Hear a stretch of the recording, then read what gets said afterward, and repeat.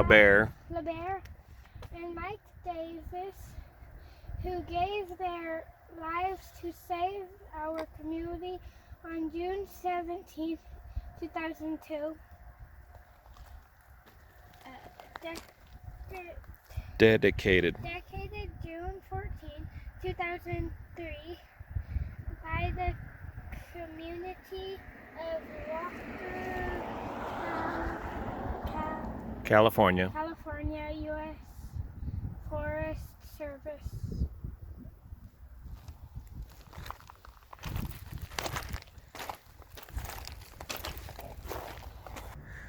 I'm here in Walker, California, just on the north end of Walker, California on Highway 395 at the accident site of the C-130A air tanker that went down in 2002, taking our friends Stevie Wass, Craig LeBear, and Mike Davis. This was a watershed aviation event in the air tanker industry, very similar to what we're going through right now with the 737 MAX crashes, in the extent that it is a watershed event that is absolutely changing the industry. When this tanker went down in 2002, well, first off, this was a C-130A. They were fighting the cannon fire right here locally. They were saving the town of Walker. Jenny, if you'll turn around with me, follow me here on the camera. They were working this ridge. This is on the East Sierra Mountains. They were working this ridge. They were dropping, don't get into the sun there. They were dropping their 6th load of retardant on this fire with the C-130A. They were cutting across this ridge. And you've seen the footage. That's what made this accident so famous, was somebody was over there at the gas station filming the drop, and they caught it when the structural failure occurred. The aircraft came down off of this drop, and it was a normal drop. It was normal conditions. And recovering normally from the drop, at the point where they recovered from the drop, the right wing folded up, followed by the left wing. The fuselage rolled inverted and went into this field right over here. Of course, nobody survived.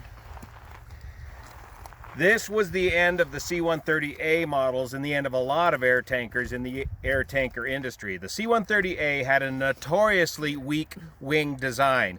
The Air Force active duty gave up on them very early in their service and came up with later models of C-130s which much improved this wing design.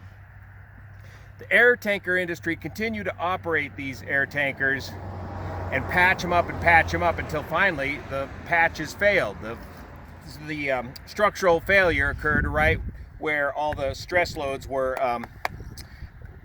centralized, with the patches right at the wing root. 12-inch cracks underneath the patch propagated out and the wing failed. Hawkins & Powers was the contractor at the time. Hawkins & Powers went out of business. Shortly after this accident, another Hawkins & Powers aircraft, I think it was a PB-4Y aircraft in Colorado, the wings folded up on that aircraft, and that shut down that contractor. A blue ribbon panel was formed of experts.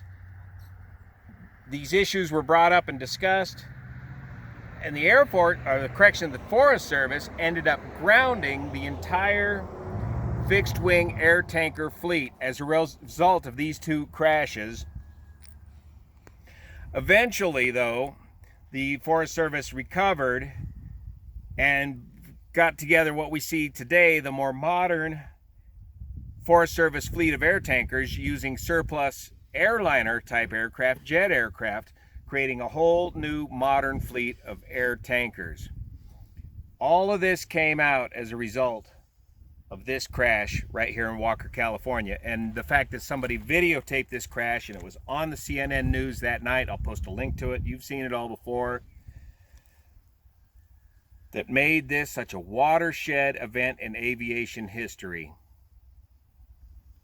We're out in the Blancolirio Mobile Command Post this week, enjoying fall break with the kids. We'll have more when I get back home next week. See you here.